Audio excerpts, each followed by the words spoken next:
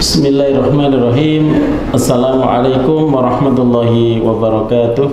Waalaikumsalam warahmatullahi wabarakatuh. Alhamdulillah nahmaduhu wa nasta'inuhu wa nastaghfiruh wa na'udzu billahi min shururi anfusina wa min sayyiati a'malina. May yahdihillahu fala mudilla lahu wa may yudlil fala hadiya lahu. Asyhadu an la ilaha illallah wahdahu la syarika lah wa asyhadu anna Muhammadan abduhu wa rasuluhu la nabiyya ba'dah. Allahumma salli wa sallim wa barik ala sayyidina Muhammad wa ala alihi wa sahbihi wa man tabi'ahum bi ihsanin ila yaumiddin. Qala Allah ta'ala fil Qur'anil 'azim, a'udzu billahi minasyaitonir rajim. Ya ayyuhalladzina amanu taqullaha haqqa tuqatih wa la tamutunna illa wa antum muslimun. Wa qala sallallahu alaihi wasallam, man yuridillahu bi khairan yufaqihu fid din.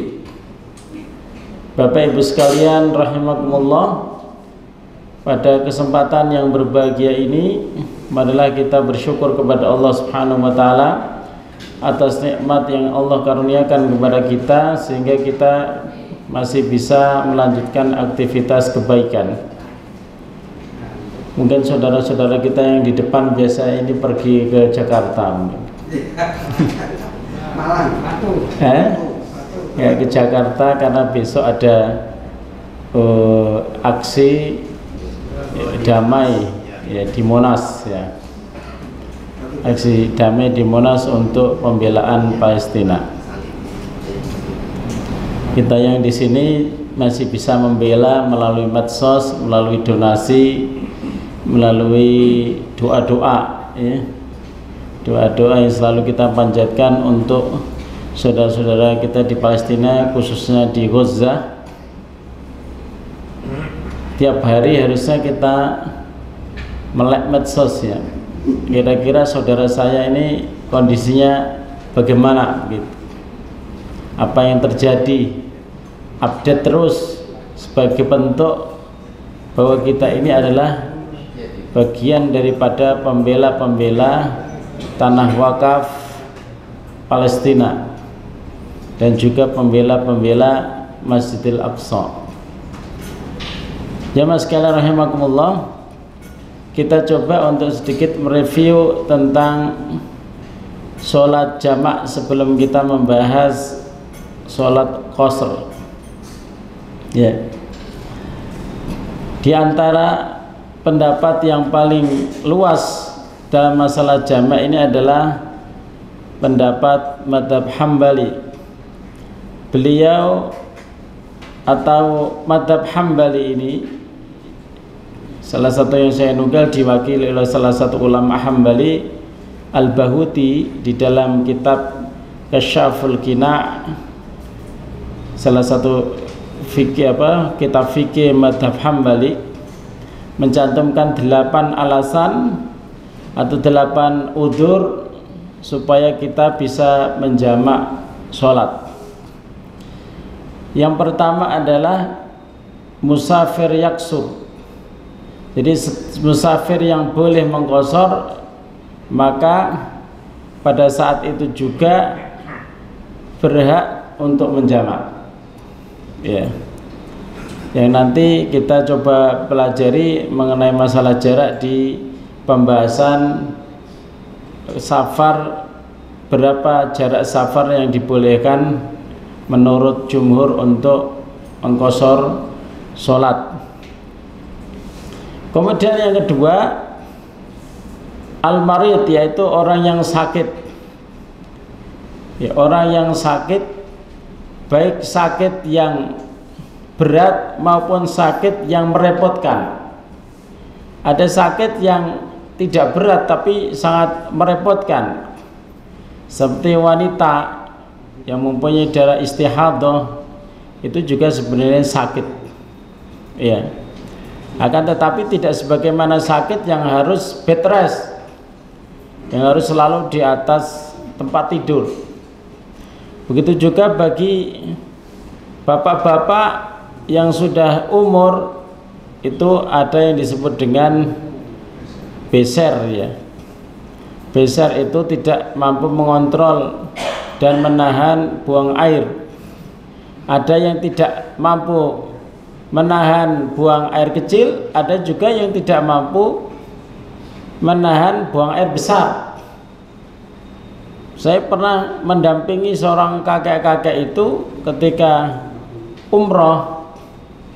Itu dia kalau kepengen buang air besar itu harus segera.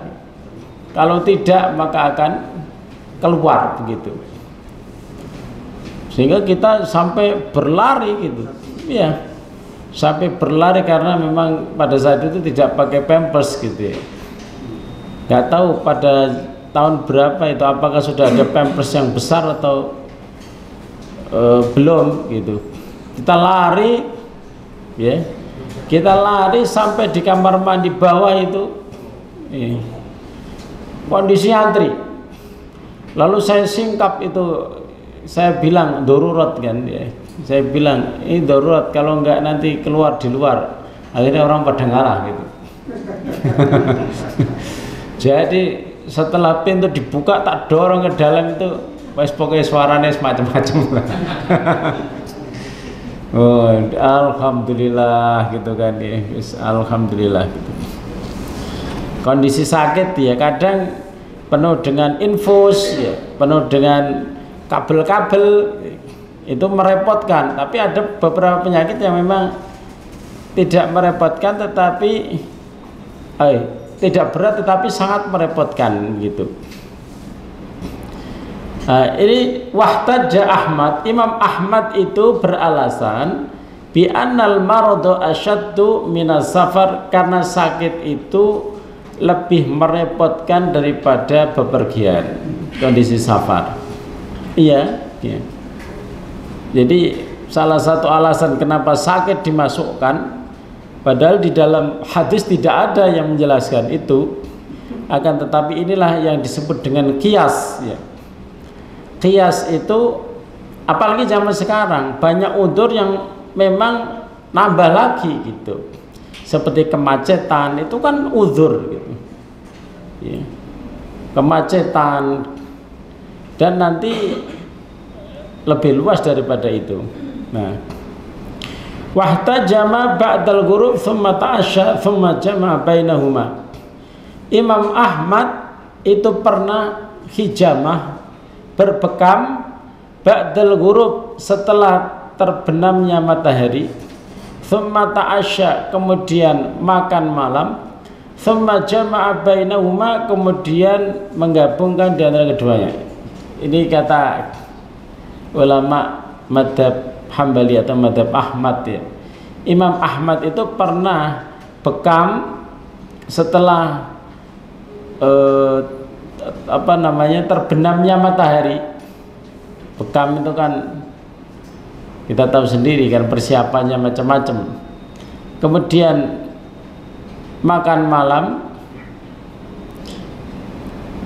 atau ta'asya itu bisa juga, bisa asya, bisa sholat isya ya. Kemudian datang waktu sholat isya, bisa juga. Thumma jama'a bainahuma, kemudian Imam Ahmad menjama' antara maghrib dan isya. Hijamah, bekam ya.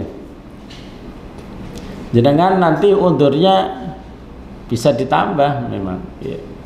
Undur sakit ya, mungkin pening sekali gitu ya. Tingkat peningnya itu kalau sholat sampai tidak bisa fokus, maka perlu mungkin ya mencari obat yang bisa mengurangi. Karena kita tahu waktu sholat maghrib itu waktu yang sangat pendek, sehingga kadang tidak terkejar ketika kita itu ada aktivitas yang sifatnya agak lama sedikit begitu. Kemudian yang ketiga, al-murdi lil masyaqqah. Al-murdi itu adalah perempuan yang menyusui. Ada yang bertanya gini, kenapa tidak murdiah? kan perempuan. Kenapa lafalnya dalam bahasa Arab setiap perempuan itu kan ditambah tak marbutoh, soleh, solihah, soim laki-laki kan, soimah perempuan. Tapi di dalam bahasa Arab ada kata-kata yang dia itu bentuknya mudzakkar laki-laki, tapi yang dimaksud itu muannas. Kenapa? Karena yang menyusui itu hanya perempuan, laki-laki nggak menyusui. Begitu juga lafal haid, orang yang haid, lafalnya itu mudzakkar laki-laki. Kenapa tidak haidoh, perempuan yang haid? Kenapa haid? Karena yang haid itu hanya perempuan. Hamil juga begitu. Kenapa tidak hamilah? Karena yang hamil itu hanya perempuan, laki-laki kan nggak bisa hamil. Itu jadi kalau lafal laki-laki dan perempuan di dalam bahasa Arab itu kan dibedakan dengan tak marbutoh. Ya, supaya ada kejelasan gendernya. Ini laki-laki, ini perempuan. Was-sariqu was-sariqatu faqta'u aydiyahuma jazaa'an bima kasaba nakalam minallah. Pencuri laki-laki dan pencuri perempuan itu disebutkan semua di dalam Al-Quran. Maka potonglah tangan mereka karena sebagai balasan perbuatan mereka. Atau dalam masalah zina, az-zaniyatu waz-zani, pezina perempuan dan pezina laki-laki. Fajlidu kulla wahidin minhuma mi'ata jaldah, maka cambuklah masing-masing itu 100 kali cambukan. Ada perempuan dan ada laki-laki. Tapi untuk kata-kata tertentu seperti menyusui, haid, hamil, itu memang khusus laki-laki, khusus perempuan. Yang ketiga, al-murdi, perempuan yang menyusui lima syaqqah, karena ada kesulitan, keberatan. Lima syaqqati kathratin najasah, karena kesulitan banyaknya najis. Ay masyaqqatu tadhhiriyah, artinya berat sekali untuk membersihkannya, likulli sholatin, pada tiap-tiap sholat. Jadi bagi ibu-ibu yang menyusui kalau membutuhkan jamak bisa. Misalnya di maghrib dan isya ya, suaminya belum pulang kerja, anaknya nangis nyusu, setiap dilepas wah wah, ya kan? Ya udah dijamak sama isya. Kalau memang anaknya sampai di ibu mau sholat, barang dilepas gini wah wah, lah terus nak jarong, anak nangis gero-gero, nah, ini kan bisa bahaya gitu ya, bisa bahaya, apalagi pas lagi sakit, ya. Jadi ini perlu mendapatkan perhatian khusus ya dari madhab Hambali. Qala Abdul Ma'ali mengatakan hiya kamarid. Jadi posisi ibu yang menyusui itu seperti dianggap orang yang sakit, sangat repot sekali. Tentu masing-masing orang akan berbeda ya. Kalau ibu ini nggak repot, karena apa? Ada pembantunya, ada mertuanya. Tapi yang ini repot karena tinggal sendiri, suaminya juga kerjanya itu nggak pulang-pulang, apalagi kalau luar kota, apalagi kalau luar pulau. Nah itu. Jadi masing-masing orang itu bisa melihat ya, bisa merasakan sendiri. Kadang kita tidak boleh intervensi dengan udzur orang lain, begitu. Kemudian yang keempat, ajizun anit thaharati bil ma'. Dia tidak mampu thaharah dengan air. Jadi tayamum aja. Tayamum itu berat. Di dalam mazhab Ahmad dan mazhab Syafi'i, tayamum itu medianya memang harus tanah, tidak bisa dinding, ya. Tidak bisa apa sing ini, pokoknya sing dia yang selain tanah, boy. Kalau kita kan langsung nutuk apa, nepuk dinding, nepuk pohon, nepuk apa maneh, kursi, meja. Memang harus ini ya, dipastikan ada debunya ya memang. Jadi kalau begini itu memang dipastikan ada debunya ya. Nggak boleh kita tayamum itu di dalam ruangan yang ber AC dan setiap waktu dibersihkan gitu, dilap. Berarti kan nggak ada debunya. Loh, kalau nggak ada debunya ya nggak bisa cukup tayamum gitu. Kecuali kalau jenengan bukan pindah madhab sih, pakai madhab yang lain, bahwa tayamum itu boleh dengan debu yang naik dari tanah, yang diterbangkan oleh angin, yang nempel di tembok, di kayu, di apapun begitu. Tapi kalau di dalam madhab Ahmad dan madhab Syafi'i memang medianya itu harus tanah. Makanya di sini dicantumkan orang yang tidak mampu taharah dengan air, artinya dia harus ke tanah terus.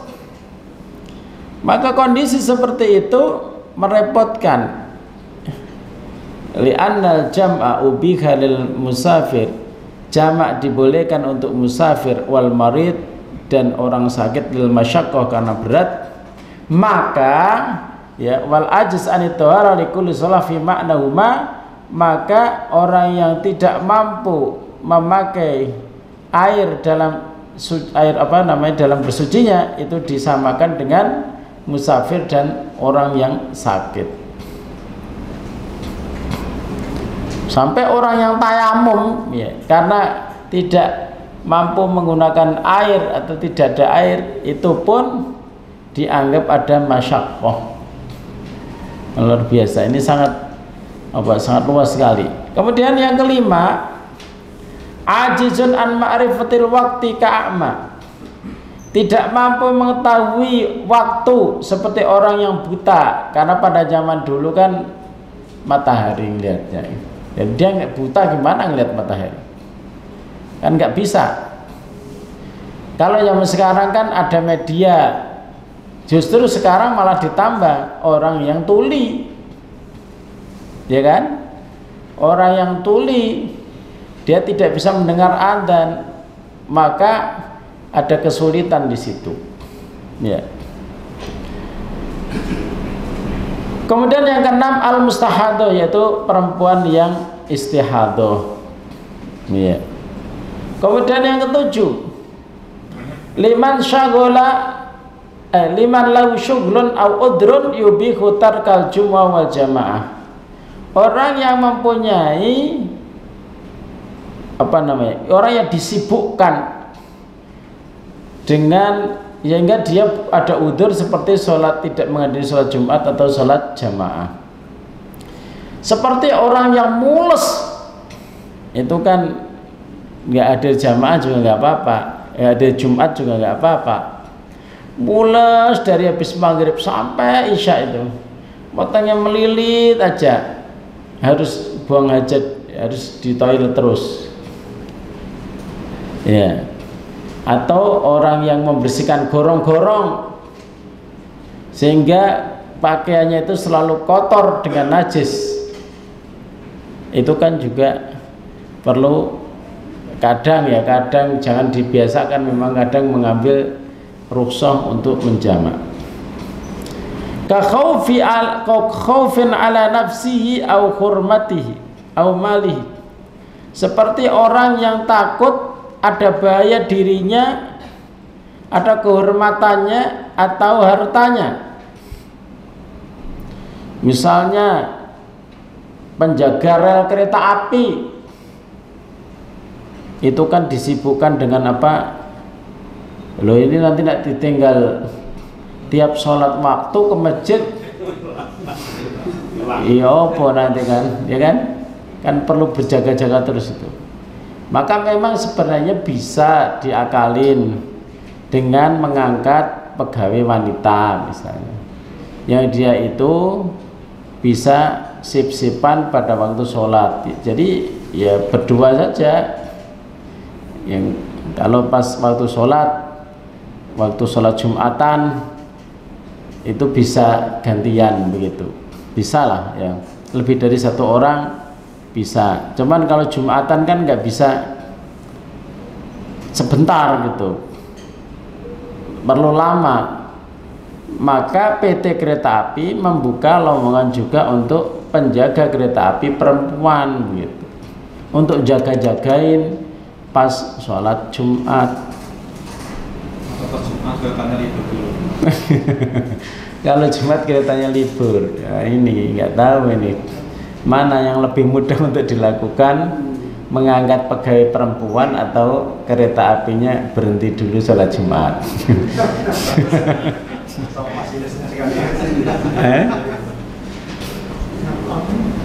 Ya, yang ke-8, tadarrur fi ma'isyatihi, ya dia akan kena bahaya fi ma'isyatin yahtajua, dalam mencari nafkah yang dia butuhkan. Ya, ada mencari nafkah, misalnya dia itu harus membersihkan lantai ke 100, ya kan? Pas sholat, wah ini kalau turun naik lagi, persiapan untuk ngikat-ngikat badannya, macam-macam, itu kan membutuhkan waktu lama. Maka itu juga masuk wilayah yang boleh untuk menjamak sholatnya. Tetapi jamaah sekalian rahimakumullah, udzur yang terus menerus itu harus ada solusinya nih. Karena kita kan punya iman gitu, aku kok jamak terus hidup gue ini gitu ya. Harus ada pemikiran begitu, aku ini orang beriman apa enggak gitu. Saya itu kerja Ustadz di pabrik makanan dan saya ini bagian standarisasi rasa, maka saya harus ngincipi setiap hari. Terus kalau puasa Ramadan, saya ini hukumnya bagaimana Ustaz? Loh gitu.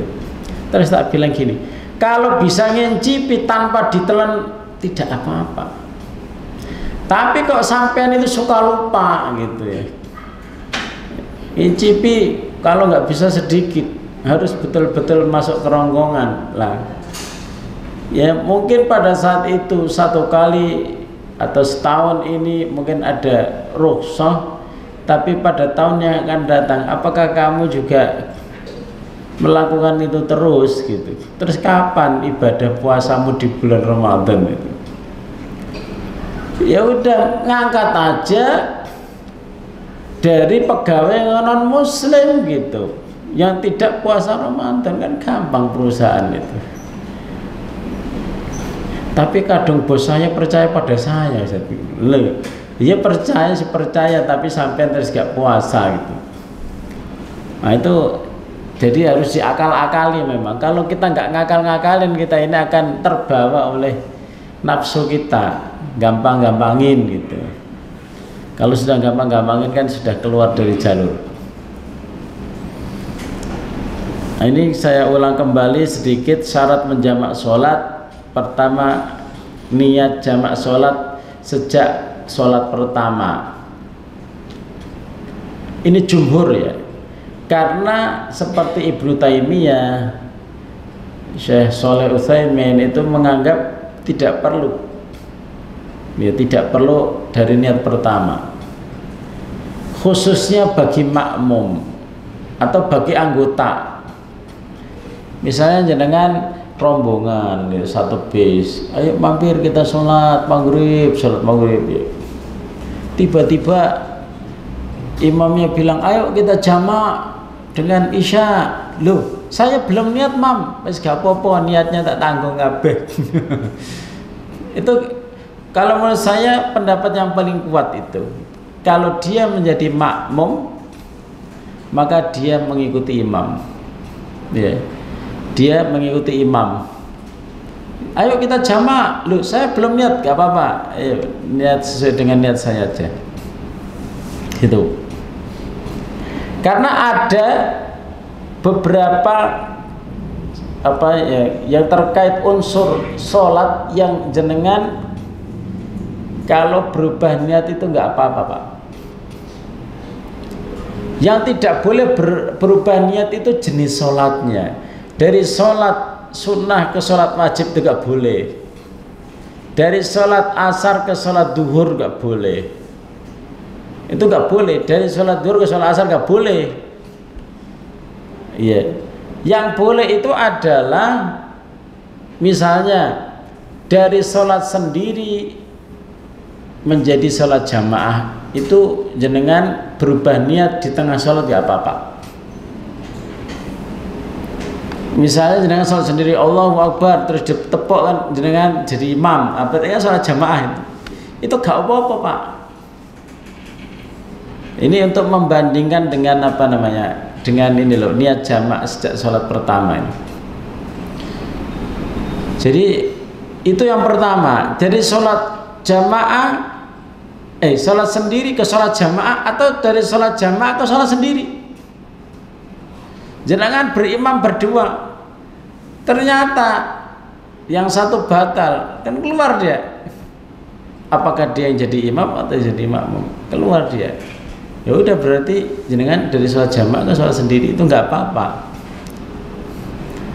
Seperti jenengan masbuk itu kan dari sholat berjamaah menjadi sholat sendiri kan. Masbuk itu kan sholat sendiri. Nah, ketika jenengan masbuk pertama ya sama imam berjamaah, kemudian melanjutkan sendiri, itu sepakat para ulama bolehnya berubah niatnya itu. Atau berubah dari sholat menjadi imam kemudian menjadi makmum. Ya, jadi tadinya jenengan imam, terus mau baca Fatihah suaranya nggak keluar, ada gangguan suara. Kemudian jenengan memegang yang belakang, disuruh maju, jenengan jadi makmum, ini jadi imam. Yang tadinya makmum jadi imam, yang jenengan imam jadi makmum, itu tidak masalah. Perubahan niat itu. Yang tidak boleh berubah niat itu adalah jenis sholat, dari sholat duhur ke sholat asar, atau sholat asar ke sholat duhur, atau sholat sunnah menjadi sholat wajib gitu. Harus dibatalkan memang. Pas jenengan tidur bangun-bangun kaget, wah saya belum sholat duhur, ternyata sudah yang belum itu sholat asar. Allahu Akbar, oh iya sudah sholat duhur tadi di jalan. Jenengan nggak boleh melanjutkan dengan niat yang diubah itu, maka diulang lagi dari takbiratul ihram, jenengan ubah ke niat sholat yang jenengan inginkan gitu. Kemudian yang kedua ada udzur syar'i, tadi sudah disampaikan. Kemudian tertib duhur dulu asar, maghrib dulu baru isya. Kemudian bersambung itu jangan dikasih jeda terlalu lama antara sholat yang pertama dan sholat yang kedua, karena nanti akan kehilangan momennya gitu. Ini sudah saya sampaikan bahwa menjamak sholat Jumat dengan asar itu dibolehkan dengan syarat jamak takdim. Ya, dengan syarat jamak takdim. Dan itu pendapatnya madhab Syafi'i. Adapun madhab yang lain seperti madhab Ahmad itu tidak memperbolehkan menjamak sholat asar, sholat Jumat dengan sholat asar, karena memang kondisinya lagi mukim, ya, kondisinya lagi mukim. Karena kalau dalam kondisi musafir, jenengan boleh tidak melakukan sholat Jumat. Jenengan boleh taruh di jamak duhur dengan asar di sholat asar boleh, karena jenengan tidak ada kewajiban sholat Jumat. Tapi kalau jenengan mukim dan butuh jamak, jangan ditaruh di asar, karena jenengan nanti meninggalkan sholat Jumat, dan itu tidak boleh meninggalkan sholat Jumat. Kalau jenengan mukim, yang boleh tidak melakukan sholat Jumat itu musafir, wanita, hamba sahaya, anak-anak, ya. Ditambah mungkin yang sakit itu karena ada uzur, ya. Udur-udur untuk tidak melaksanakan sholat Jumat itu selain 4 ini kan juga ada, seperti orang yang sakit atau orang yang ketakutan. Kalau sekarang itu ya khauf, ya. Kalau orang-orang Palestina itu ya gimana mau menyelenggarakan sholat Jumat, mau kondisinya perang kayak gitu, jumlah pasukan yang di bawah tanah itu kan, pasukan Hamas itu kan terowongan, Pak. Jadi dibom apapun kalau di bawah tanah mah aman. Jadi jangan, kita tinggal mendoakan saja. Banyak yang terbunuh dari sekutu kan, sekarang sekutu Amerika, Inggris. Kalau yang Perancis, Jerman itu pasukannya mungkin belum dikirim, ya. Yang sudah dikirim itu Inggris, Amerika. Hamas itu nantang ke sini, saya akan kubur kalian, gitu kan. Berani Pak. Indonesia aman ya, alhamdulillah, ya. Kan belum ada terowongan. Nah, kita coba untuk membahas sedikit karena waktunya tinggal 10 menit ya sebelum adzan Isya. Fikih qasr salat, ya. Maka qasr salat itu artinya antusollat sholatur rubaiyah rakaatain, salat 4 rakaat yang dikerjakan cuman 2. Itu. Jadi yang bisa diringkas itu ya jumlahnya 4, yang 3 nggak bisa, yang 2 nggak bisa, yaitu sholat duhur, sholat asar, dan sholat isya, ya. Dalilnya adalah surat An-Nisa ayat 111. A'udzu billahi minasyaitonir rajim. Wa idza darabtum fil ardi, jika kalian jalan-jalan di bumi, falaisa alaikum junahun, maka tidak dosa atas kalian, antak suruh minas sholati, meringkas sholat.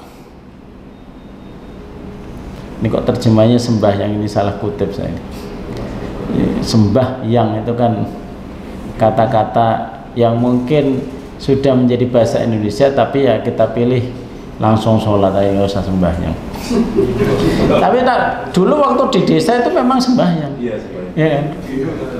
Kota juga, Pak. Di kota juga, ya. Kamu kok nggak sembahyang gitu? Tapi kata-kata seperti itu sering salah pemahaman ya orangnya. Jangan kemudian terlalu kencang. Karena Khalid bin Walid itu pernah kencang dan terpaksa Khalid bin Walid itu membunuh banyak orang. Loh, kok bisa?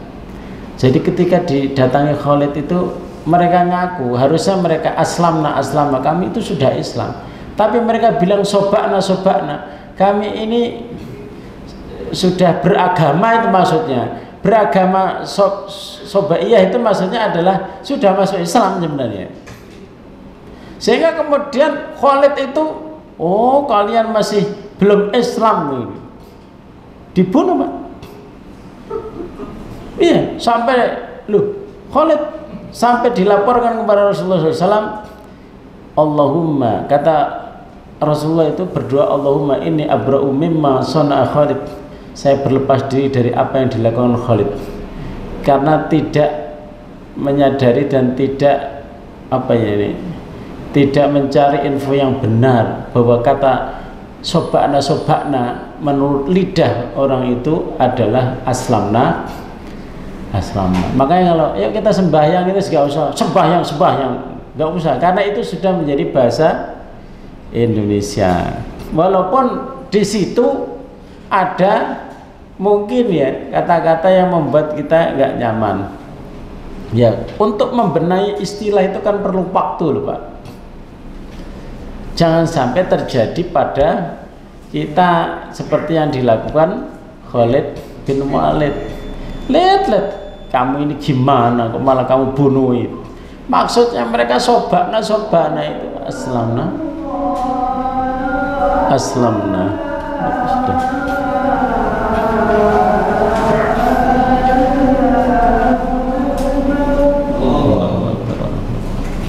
Kita lanjutkan sebentar.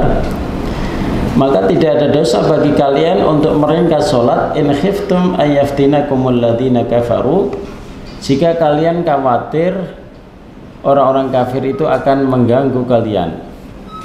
Ya. Kalau di sini diserang, yaftinakum itu secara umum ya, bisa mengganggu, bisa menyerang dan lain sebagainya. Innal kafirina kanu lakum aduwwan mubina, semuanya orang kafir itu musuh yang nyata bagi kalian. Ini ada pertanyaan dari Ya'la bin Umayyah kepada Umar ibn Khattab. Rukhsah tentang mengqashar salat itu kan ada kata-kata in khiftum ayaftinakumul ladzina kafaru, jika ada musuh mengganggu atau menyerang. Berarti kalau nggak ada musuh yang menyerang gimana gitu kan? Ini pemahaman Ya'la ini kayak kita sebenarnya, bahwa itu kan ada kondisi di mana takut ada orang kafir yang mengganggu. Waqad ammanallahu annas, sedangkan Allah sudah memberikan aman sekarang ini, tidak ada gangguan. Maka Umar menjawab, ajibtu mimma ajibta minhu, saya juga heran sebagaimana engkau juga heran. Maka Umar ibn Khattab bertanya kepada Rasulullah SAW, gimana nih ya Rasul, kok ada keterangan jika ada orang kafir mengganggu? Maka Rasulullah mengatakan, shadaqatun tasaddaqallahu biha alaikum faqbalu shadaqatahu, ini adalah sedekah yang Allah berikan kepada kalian, maka terimalah sedekah dari Allah Subhanahu wa ta'ala. Jadi lafal in khiftum ayaftinakumul ladzina kafaru itu menjadi tidak berlaku, walaupun tidak ada orang kafir yang mengganggu tetap boleh, itu adalah sedekah dari Allah Subhanahu wa ta'ala. Mungkin itu yang bisa saya sampaikan. Ada yang ingin ditanyakan? Silakan. Kalau pas kosor itu ya, posisi di masjid itu sudah sholat isya. Nah itu gimana ya? Itu kita kan masuknya itu ikut isyanya dulu baru maghrib, atau isyanya itu diikutkan maghrib dulu? Oh, yang ketika jenengan butuh sholat maghrib, sedangkan di masjid itu sholat isya. Pendapat jumhur, ya pendapat jumhur wajib urut. Pendapat Syafi'iyah boleh tidak urut, tapi urut lebih baik. Pokoknya secara umum ulama urutlah ngono ae wis. Walaupun mazhab Syafi'i boleh, tetapi lebih baik urut. Gimana kalau kondisinya sholat maghrib, kita butuh maghrib, imam sholatnya isya, maka kita pada rakaat yang ketiga duduk tahiyat saja, jangan ikut melanjutkan ke rakaat keempat. Nanti nunggu imam dan makmum yang lain sampai duduk tahiyat akhir, kita kan masih duduk tahiyat, tinggal nanti salamnya bersama-sama itu. Itu dari sekian cara, dan itu cara yang paling baik. Apakah boleh mufaraqah, memisahkan diri, salam duluan? Salam duluan, yang udah imam ya sama makmum berdiri lagi kan, kita langsung salam. Lebih bagus itu yang diam, ya, diam, kemudian menunggu imam dan makmum salamnya bersama-sama saja. Kalau kita misalnya masbuk Ustaz, berarti kita masuknya ke rakaat kedua, lepas jenengan, ya kan? Kalau jenengan masuknya di rakaat kedua, berarti kan nanti pas, ya kan? Gitu. Kadang ada orang yang bingung memang untuk menyelesaikan kayak begini. Ini ya apa ini? Wes salat isya dhisik. Itu masih boleh dalam madzhab Syafi'i tok. Tapi tidak boleh pada madzhab jumhur. Ya, karena sholat itu urut. Dan pernah Rasulullah itu di perang Khandaq tidak bisa sholat zuhur, tidak bisa sholat asar, tidak bisa sholat maghrib, semuanya dilakukan di sholat isya. Rasulullah SAW mengkodok dari zuhur dulu, asar, baru kemudian maghrib, baru kemudian isya. Bukan dimulai dari isyanya, tapi dimulai dari zuhurnya, asarnya, maghribnya, baru isya. Begitu. Ini kemungkinan kan tidak lazim ya. Engko piye nek umpama dingeti wong gak apa-apa. Karena antum sesuai pendapat jumhur, dan Imam Syafi'i juga nak urut lebih baik. Makanya caranya itu seperti itu, daripada jenengan mufaraqah atau jenengan nyaingi jamaah sendiri dengan rombongan sementara masjid ada jamaah. Ini malah lebih parah itu. Wong masjid ada jamaah kok malah sampean sama rombongan jamaah sendiri, ini bagaimana ini? Harusnya jangan terjadi ya. Ya begini nih. Ini namanya apa namanya? Balelo.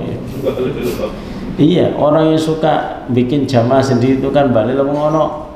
Sholat jamaah kok malah jamaah sendiri gitu. Kecuali kalau masjidnya kayak Masjidil Haram, setelah sholat yang pertama semuanya selesai, mesti yang datang rombongan kan banyak, tapi tempatnya kan jauh-jauh. Jenengan kan nggak perlu nyariin di mana ya ada jamaah, ya kan, ya kan ya. Tapi nek masjid kan Masjid Al-Hikmah kayak gini ketok Pak, ya kan. Tapi nama Masjidil Haram jenengan nanti yo ana jamaah apa gak yo? Gak perlu. Wong waduh.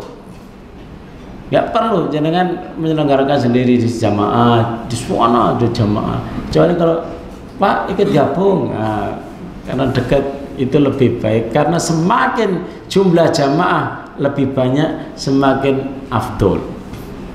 Makanya Rasulullah itu jumlah jamaah itu menentukan pahala sholat jamaah. Jadi kalau sholatnya 2, 3 kayak sholat subuh di masjid-masjid itu sedikit Pak pahalanya, walaupun sholat jamaah Pak. Makanya yang terbanyak itu di Masjidil Haram, karena Masjidil Haram tidak pernah sepi jamaah. Wallahu ta'ala alam gitu ya. Kita cukupkan sekian. Subhanakallahumma bihamdika asyhadu an la ilaha illa anta astaghfiruka wa atubu ilaik. Assalamualaikum warahmatullahi wabarakatuh.